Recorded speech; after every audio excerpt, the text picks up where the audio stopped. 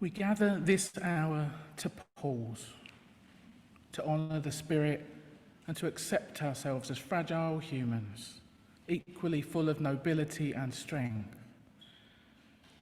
We gather, weary perhaps of life's many trials, yet cheered by infinite possibilities for love's grace. We meet with smiles and glad voices for friends old and new, every stranger a gift of potential friendship and mutual consolation. We rejoice in the keen mind and the warm heart, and we remember those whose opportunities and needs our society thwarts, while giving thanks for the blessings that are ours, even in the midst of struggle. We praise all who extend a hand in service and whose vision of justice commands action. We pause, we gather, we meet, we rejoice, we remember, we give thanks and we praise.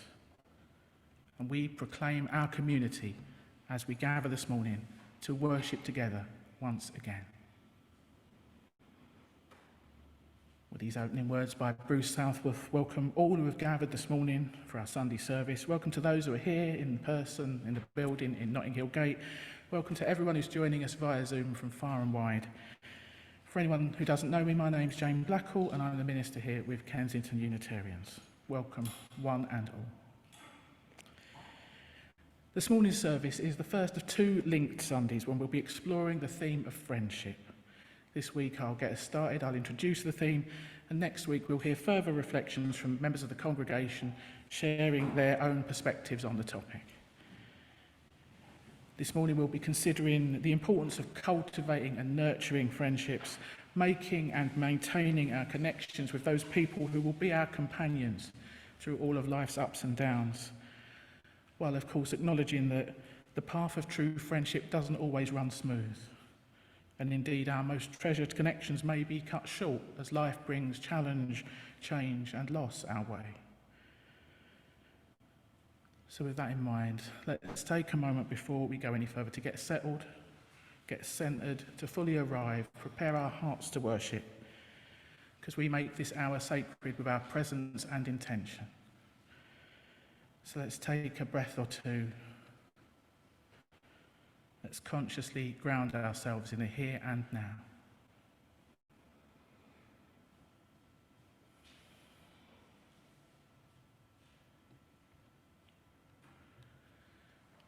And I'm going to light our chalice flame as I do each time we gather.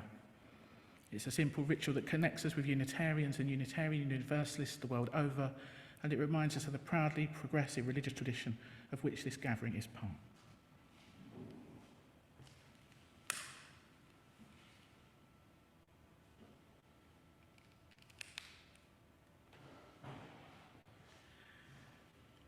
In the mystery of life about us, there is light. It gives us a place to be, to grow, to rejoice together. It opens up the pathways to love. In this place of friendship, there is freedom. So let the light we kindle go before us, strong in hope, wide in goodwill, inviting the day to come. Time to sing then. All of today's hymns, if you're in the building, are on your yellow hymn sheet. If you're at home, the words will be up on your screen. Our first hymn is Children of a Bright Tomorrow. Stand or sit as you prefer, sing up as best you can. Children of a Bright Tomorrow.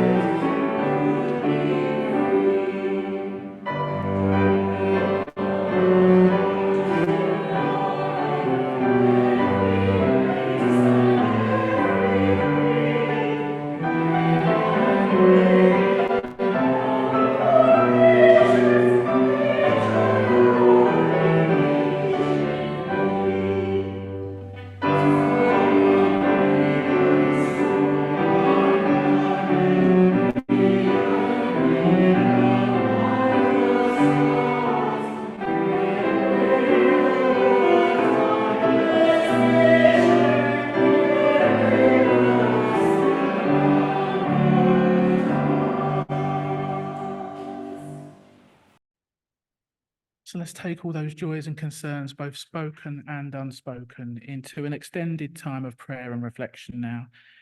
This prayer is based on some words by my old friend Simon John Barlow. You might want to adjust your position first to get more comfortable.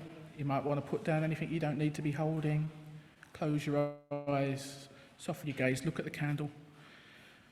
There might be a posture that helps you to feel more prayerful. Whatever helps you get in the right state of body and mind for us to be fully present with ourselves, with each other, and with that which lies within us and beyond us.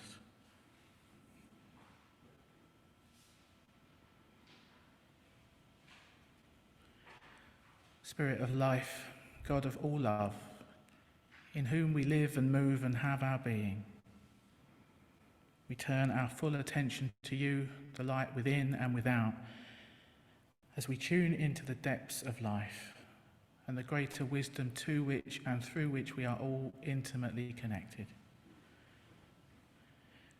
Be with us now as we allow ourselves to drop into the silence and the stillness at the very centre of our being.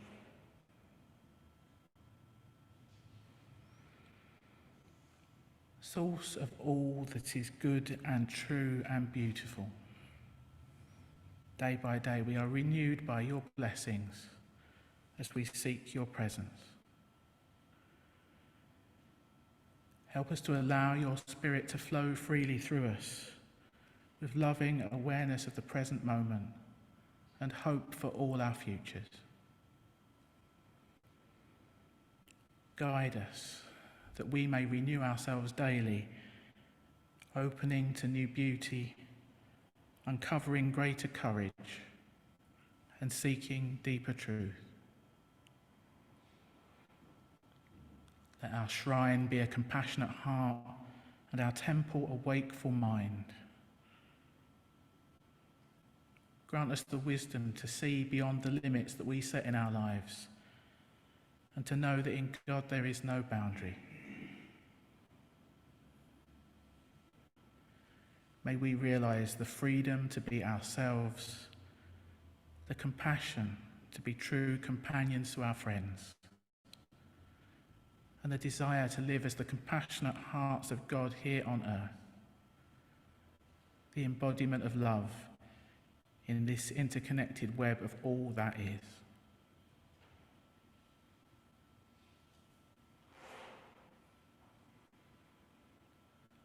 And let us take a few quiet moments now to look back over the past week and inwardly give thanks for all those joys and pleasures that we have known. Moments of love, friendship and camaraderie. Experiences of wonder and delight, reassurance and relief. Bursts of playfulness, spontaneity and generosity. Feelings of achievement, creativity and flow. All those times when we felt most alive and awake.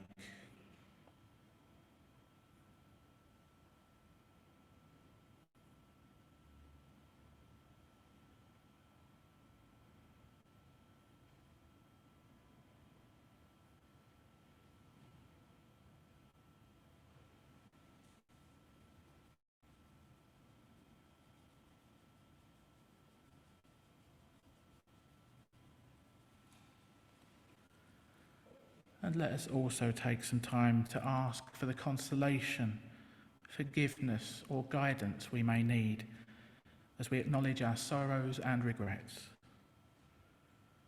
Times of loss, pain, anger or fear. Periods of uncertainty or anxious waiting. Realization of our own weaknesses, mistakes or failures. Awareness of missed opportunities, perhaps. Those things we left unsaid or undone. All those moments when we struggled and felt like a mess.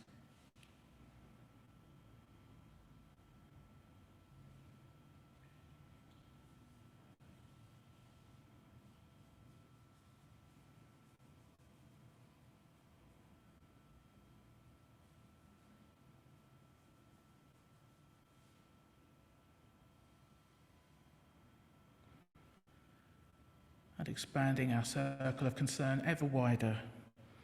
Let us bring to mind those people, places and situations that are most in need of prayer right now.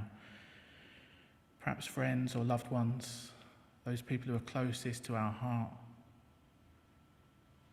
Perhaps those we find difficult or where there's some kind of conflict going on. Or perhaps those we don't know so well, the people we've only heard about in the news. Let's take a few more quiet moments to hold them in the light of love.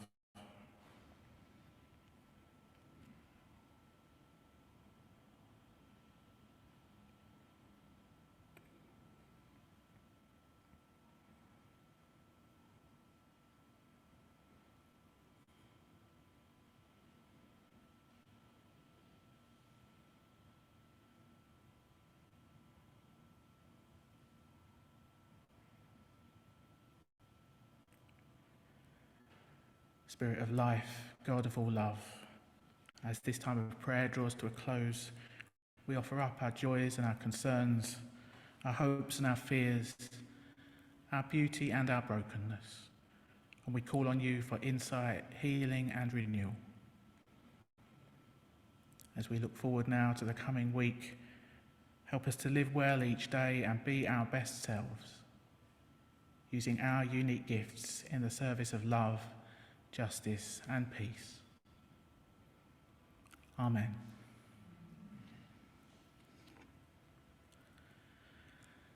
Time to sing again. Our next hymn is one we haven't done in quite a while. We often use the purple book or the green book or sometimes the grey book. This one's from the pink book, which most of you have probably never seen. It's an endangered species. So it's on your hymn sheet if you're in the building.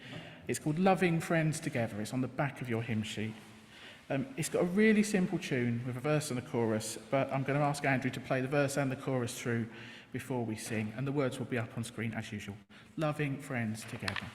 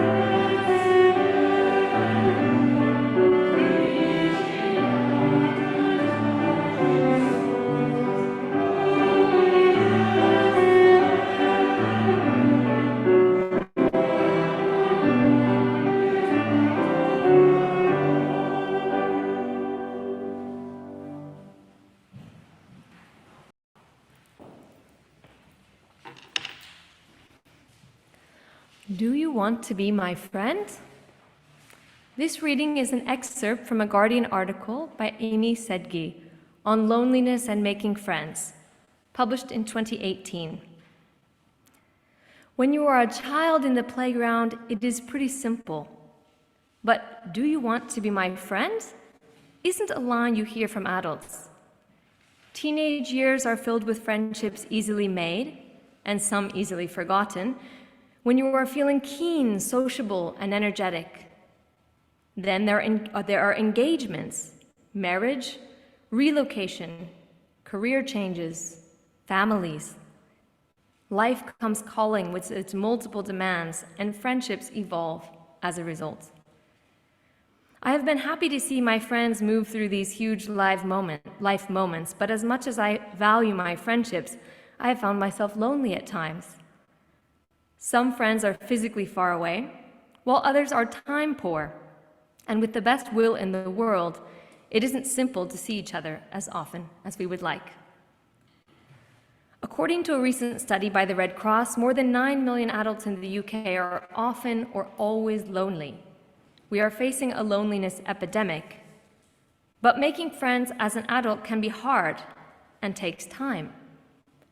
A recent study from the University of Kansas found that 2 people need to spend 90 hours together to become friends, or 200 hours to qualify as close friends. Clinical psychologist Linda Blair agrees that this can be difficult to achieve. Usually the basis of making a friend is a shared experience. These are often in abundance in our earlier years, but once these opportunities are gone, you can forget that the initial basis for making a friendship is to have a similar passion or interest. Joining a group or class based on something you really love, or volunteering for something you care about can be a great first step. Over the past couple of years and nearing 30, I made a conscious effort to make friends. Not to replace old ones, but to make new connections. Friendships, says Blair, are like an onion. There's all these layers of friends, and the inner layer are your best friends. You probably only have 2 or 3 in your whole life. You might not gain a new best friend, but finding friends for different interests in your life at different stages can be a positive. It's important to be proactive. Embarking on friendships as an adult can be terrifying, exciting, rewarding, and challenging. Nothing can replace the special connections you have with those you have known over the years. But taking a leap of faith to engage in group activities can reinvigorate and get the ball rolling again. When it comes to making friends, don't be put off by being scared. Do it anyway.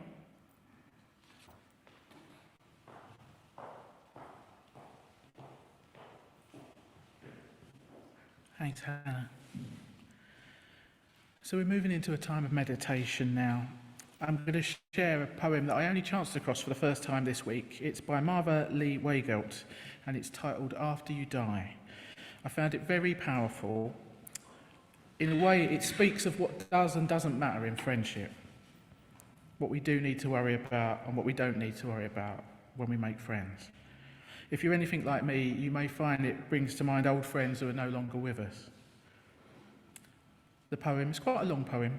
Will take us into 3 minutes of shared silence, which will end with the sound of a bell. And then we can hear some lovely meditation music from Abby and Andrew.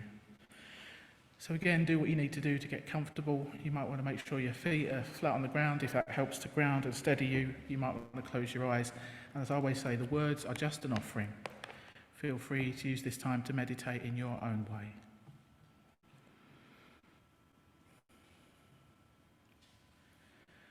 Just so you know, after you die, I will not wonder why you didn't do your dishes, or how long it's been since you cleaned your oven or microwave or mopped your floors, or why there were dust bunnies under the bed and behind the door.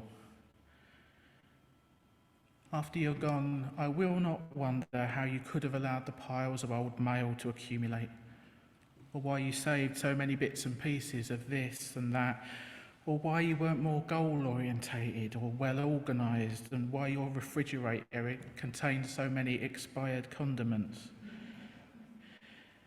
When you are absent from all your familiar places, I vow to avoid wondering why you didn't eat less and exercise more, or why you waited so long to stop smoking or drinking, or whatever else was simultaneously soothing and deadly, or why you took whatever risk may seem to have hastened your exit, or why you left so much unsaid, unfinished, or unresolved.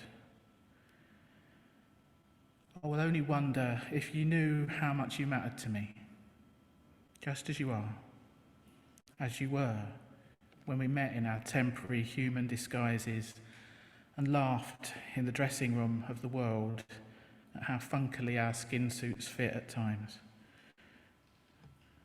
I will wonder and hope you knew you were beloved. I will wonder when we last hugged and whether you felt how our heartbeats converged and our bellies bumped like boats, and then we both sighed.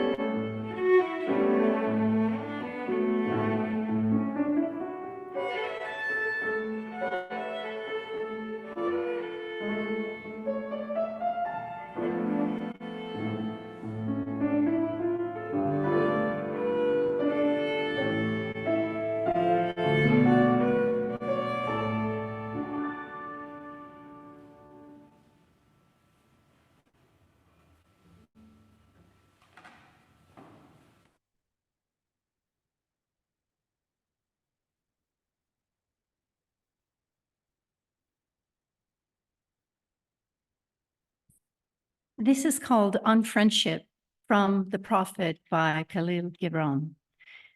And the youth said, "Speak to us of friendship." And he answered, saying, "Your friend is your needs answered. He is your field with you sow with love and reap with thanksgiving. And he is your board and your fireside. For you come to him with your hunger and you seek him for peace. When your friend speaks his mind, you fear not the nay in your own mind, nor do you withhold the I. And when he is silent, your heart ceases not to listen to his heart. For without words in friendship, all thoughts, all desires, all expectations are born and shared with joy that is unacclaimed. When you part from your friend, you grieve not, for that which you love most in him may be clear in his absence, as the mountain to the climber is clearer from the plain. And let there be no purpose in friendship save the deepening of the spirit. For love that seeks aught but the disclosure of its own mystery is not love, but a net cast forth, and only the unprofitable is caught. And let your best be for your friend. If he must know the ebb of your tide, let him know it. It floods also. For what is your friend that you should seek him with hours to kill? Seek him always with hours to live. For it is his to fill your need, but not your emptiness. And in the sweetness of friendship, let there be laughter and sharing of pleasures. For in the dew of little things, the heart finds its morning and is refreshed.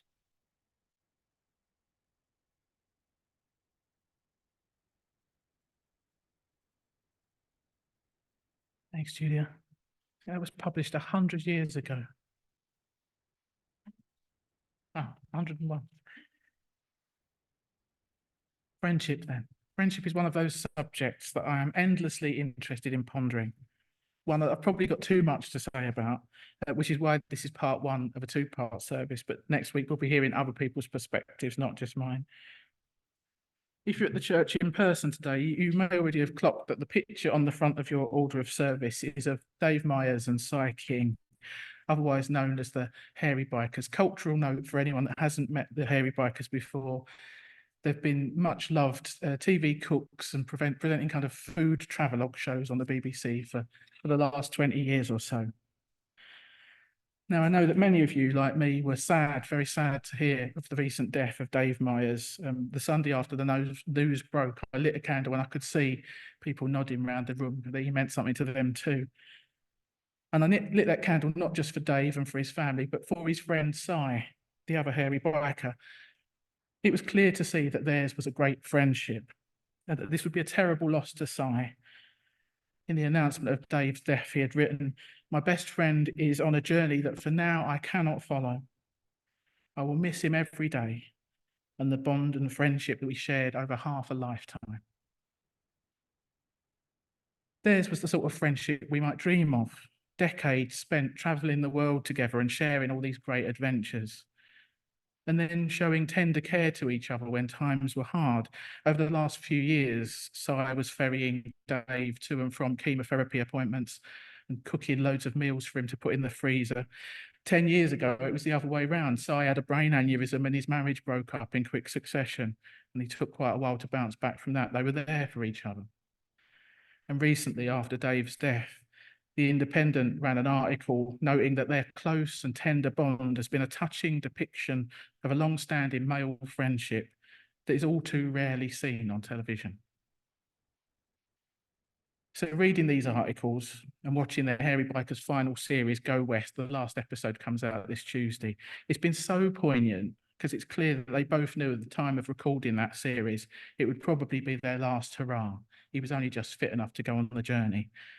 So it's as much about their friendship and gratitude for the time they have had together than it is about the food or the traveling. So all this is what led me to start thinking about friendship as a subject for this moment. But in truth, it is a subject I've thought about a lot over the years, both personally and philosophically. Some of you might be aware that Aristotle had one of the best known philosophical takes on friendship. He reckoned that there were three categories: friendships of utility, friendships of pleasure, and friendships of virtue, which he also called perfect friendships. Friendships of utility are those ones where the friendship is largely based on some practical benefit that you get or give from each other. Maybe you share a lift to work, and then one of you changes jobs, and the friendship fades away because you've got no reason to see each other anymore. Or maybe you're friendly enough with your hairdresser. You get on very well and you enjoy setting the world to rights for that hour or so when you see them, but you would never meet up outside appointments to fulfill that particular purpose. The connection only exists within that limited space of transaction. It's a relatively weak bond, which some of us might not think is a friendship at all, but that's what he means by friendships of utility. And then there are friendships of pleasure, where you've got some activity that you like to do together. Maybe you go dog walking, maybe you play bowls together, perhaps you do ballroom dancing. If you engage in these activities on a regular basis, it may provide an opportunity to make that initial connection and go deeper over time. But it's also quite possible that if circumstances change, one of you moves away, so you're not walking your dogs together anymore. One of you gets sick, so you're not fit enough to play bowls anymore. Some rotter closes down your dance school, which is what happened to me. All of a sudden, you've lost that reason to get together, and the friendships can fade away as quickly as they came. So then we're left with Aristotle's third option, friendships of virtue or perfect friendships. I'm going to share a quote from the philosophy enthusiast Jack Maiden, who founded the Philosophy Break website on this. He wrote, "These are the people you like for themselves, who typically influence you positively and push you to be a better person. This kind of relationship, based as it is on the character of two self-sufficient equals, is a lot more stable than the previous two kinds of friendship. Virtuous friendship takes time. Indeed, the length of a relationship perhaps indicates its stability, and it requires effort on both sides. It involves honesty, acceptance, and selflessness. It is two equal parties coming together to forge a bond that provides mutual benefit, enjoyment, and appreciation over the course of a lifetime." And Aristotle himself said, for perfect friendship, you must get to know someone thoroughly and become intimate with them, which is a very difficult thing to do. A key element of any friendship is presence. Spending time together, being available to each other, racking up hours on the clock. That reading we heard from Hannah earlier suggested it takes at least 90 hours to qualify as friends, more like 200 to qualify as close friends. But of course, it depends what you do with those 200 hours. And presence can take many forms. For some, presence will mean being in each other's pockets, living around the corner, popping in and out of each other's kitchens for a cup of tea. For others, presence might be being in each other's pockets in a different way, via a smartphone perhaps, regularly checking in, being on call for each other, perhaps even, as I have in the past, engaging in a constant stream of text commentary on the day's events, as if we were right there and experiencing them side by side. And that is really important and no less valid for those of us who are, for whatever reason, unable to get about or whose friends are geographically widespread. It's another way of being companions, witnesses. It's a way of supporting each other as we muddle through life. Maybe through circumstance or disposition, we aren't in such frequent contact with our dearest friends. Perhaps we only see them once in a blue moon. But then when we do get together, we can give them undivided attention, make sure we are truly present to one another, make sure it is quality time spent. And as an aside, we haven't really got time to go into this today, but perhaps it will come up next Sunday. For me, this stuff brings up all sorts of issues around expectations and equality in our friendships. What if you're starting to connect with a new friend, but you've both got a different sense, a different understanding of what sort of presence is essential in a friendship? What if one of you expects to be hanging out in person all the time or making plans to go and do stuff together, while the other is content to drift in and out a bit, only see each other occasionally, but expecting to fall straight back into deep and meaningful conversations when they do? Those sort of differing expectations can make or break friendships, so it's something to be mindful of. For me, the ideal close friendship is one in which we might be seen and known and understood, accepted and loved for who we are. Yet in that friendship, there should also be space for us to change and grow. Our friend doesn't require us to be fixed as the person they thought we were when we first met. I've always loved this old quote from Diana Crack on friendship. Oh, the comfort, the inexpressible comfort of feeling safe with a person, having neither to weigh thoughts nor measure words, but pouring them all right out just as they are, chaff and grain together, certain that a faithful hand will take and sift them, keep what is worth keeping, and then with the breath of kindness blow the rest away. As I read these words, some of my dearest friends come to mind. I hope you can also think of people who you've had this sort of deep and lasting connection with. I find myself thinking of my best mate, Jeff Jones, who some of you knew. He was lay leader with Brighton Unitarians. He died suddenly and unexpectedly last May. I guess quite a number of us are of an age where we're likely to have lost some of our friends one way or another. Some will have sadly died.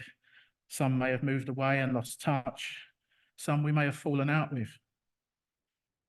The loss of a close friend can be absolutely devastating. I've experienced it twice now with Jeff last year, and also with Simon John Barlow, who died suddenly when I was in my 30s, and he's only the age that I am now. I chose a prayer that he wrote for earlier in the service to honour him today. People don't seem to always realise the impact of such losses. It's treated as not as significant as the loss of a family member or a spouse. But I know many people, especially people who are estranged from their family of origin, for whom friends are chosen family. Certainly for those of us who are single or without an extended biological family, our friends can be absolutely central to our lives, and their loss is a really major thing. Each friendship draws out a certain version of us. As Thomas More wrote in the words that are on the order of service, each friend is indeed a world, a special sphere of certain emotions, experiences, memories, and qualities of personality. Each friend takes us into a world that is ourselves as well.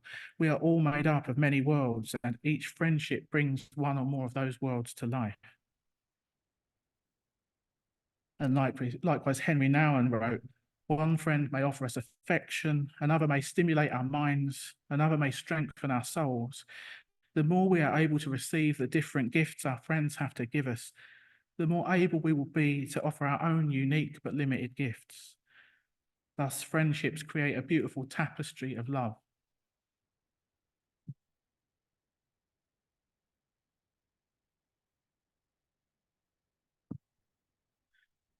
When I think about my friend Jeff and about Simon John, both gone too soon, I feel a bit robbed. I really envy those people who have long-lasting, even lifelong friendships where they've been able to accompany each other through decades of life. They've gone through all the ups and downs together. They've been there for each other, offering mutual support through life's many phases. But still, though those significant friendships were cut short, they were still both transformative ones for me. They played a role in my own becoming, coming to know myself, find my way in the world, and to flourish. So in some sense, I know they are still with me because they've shaped who I am. I carry them onward in my heart, in my mind, in my own way of being in the world as I live on. David White has written on this: friendship transcends disappearance. An enduring friendship goes on after death, the exchange only transmuted by absence, the relationship advancing and maturing in a silent, internal, conversational way, even after one half of the bond has passed on. The ultimate touchstone of friendship is not improvement, neither of the other nor of the self. The ultimate touchstone is witness, the privilege of having been seen by someone, and the equal privilege of being granted the sight of the essence of another, to have walked with them and to have believed in them, and sometimes just to have accompanied them for however brief a span. on a journey impossible to accomplish alone. As we heard in the reading from Hannah earlier, it can feel harder to make new friends as we get older, as our lives might already be full to overflowing with grown-up commitments. It can feel impossible to put in the hours required to meet new people and build these new, deep and lasting connections. And our capacity for this sort of deep friendship is probably limited anyway. It's likely we can only sustain a few such connections. Aristotle said again, to be a friend to many people in the way of perfect friendship is impossible. It is difficult to share intimately in the joys and sorrows of many people, for one may very likely be called upon to rejoice with one and mourn with another at the same time. All that said, I encourage you this morning to tend to your friendships. Give them the care and the attention they deserve, as they are so very crucial to our mutual flourishing in this life. If you don't feel you've got these sort of connections in your life right now, and you'd like to have them, why not treat this as an invitation to set out with intention to meet new people and perhaps find those with whom your soul will resonate. So more on this next week when we'll hear from Liz and Carolyn, Gaynor and Roy. But I want to close this reflection with a very short blessing from John O'Donoghue for friendship. May you be blessed with good friends. May you learn to be a good friend to yourself. May you be able to journey to that place in your soul where there is great love, warmth, feeling and forgiveness. May this change you. May it transfigure that which is negative, distant or cold in you. May you be brought into the real passion, kinship and affinity of belonging. May you never be isolated. May you treasure your friends. May you be good to them and be there for them.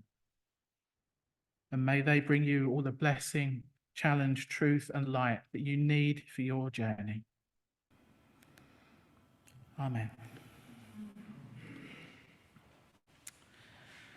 Time for one last hymn then. This is in the middle of your hymn sheets. It's a very familiar tune. All of life is filled with wonder. Sing up if you can and let's enjoy our closing hymn.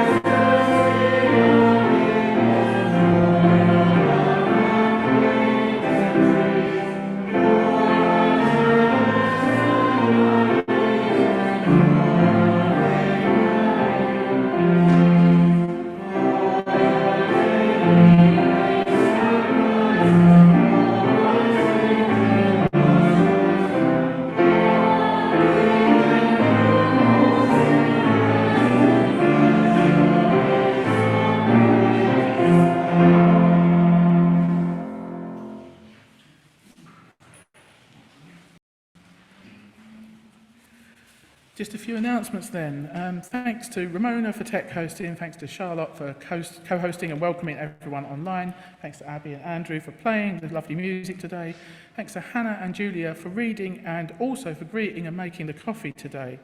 For those of you who are here in person, we've got an old favourite apple and sultana cake on offer when you stay for tea next door. If you're joining on Zoom, please do hang around for a chat with Charlotte and everyone else. In person, please do hang around and sing with Margaret at 12:30. She's fantastic at getting a good sound out of everyone. That's 45 minutes, is it? 45 minutes from 12:30 back here in the church. We've got our regular online Heart and Soul Contemplative Spiritual Gathering tonight and Friday at 7. Anyone can join that on Zoom. Just drop me a line if you want to come along. This week's theme is Something to Say. We've also got an in-person Heart and Soul at the church on Wednesday. Let me know if you're planning to come and I'll know what cake to bake. These Heart and Soul gatherings are a really good way to get to know people on a deeper level. We share about our lives, we pray in a way that we do in the church, and yeah, let me know if you want to come or if you want to know more. Sonia will be back for her near dance class lunchtime on Friday, and if you want to join in with the Better World Book Club, the next gathering is next Sunday. You've just about got time to read Laziness Does Not Exist by Devon Price. I've actually picked the books for the next 5 months now, and there's the new flyer in the foyer, so if you want to come along to that, just pick up a flyer and you can start reading ahead.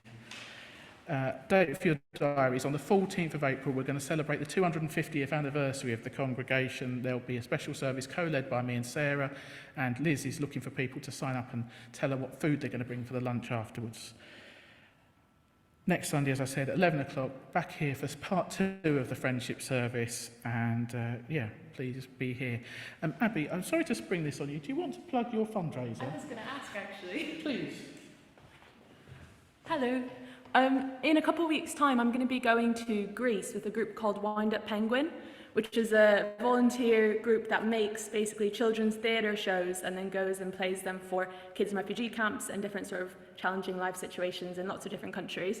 So yeah, we're going to go from Athens to Thessaloniki and go to a bunch of different places where there's refugees and kids who maybe have never been to school, they've been there their whole lives, there's not a lot going on, they're very bored actually, even though things are terrible for them. So having like a bit of a bright, musical, fun moment. We have some actors and some dancers and some musicians. So it should be very fun. We're all volunteering and we're raising some money for that. And Jane has been kind enough to share it on the Kensington Unitarians Facebook page. So if you might consider checking that out and making a small donation, we'd really appreciate it. Thank you. And it was in the Friday email a couple of weeks in a row. It wasn't in this week, but I'll put it in again next week. But if you look back a couple of weeks, the link is in there. All of our activities are in the Friday email. They're on the back of your order of service. If you're not already on the mailing list, do let me know and I'll put your email on. That is the best way to get up-to-date information about what's going on at church. We've very much got a life beyond Sunday mornings, and we encourage everyone to keep in touch, look out for each other, and nurture supportive connections as much as they can. So just time now for our closing words and closing music. We leave this gathered community, but we don't leave our connection, our concerns, or our care for each other. For our service to each other, the world, and the promptings of our faith goes on. So until we're together again, friends, be strong, be well, be true, be loving, and nurture goodness wherever you go. May it be so for the greater good of all. Amen.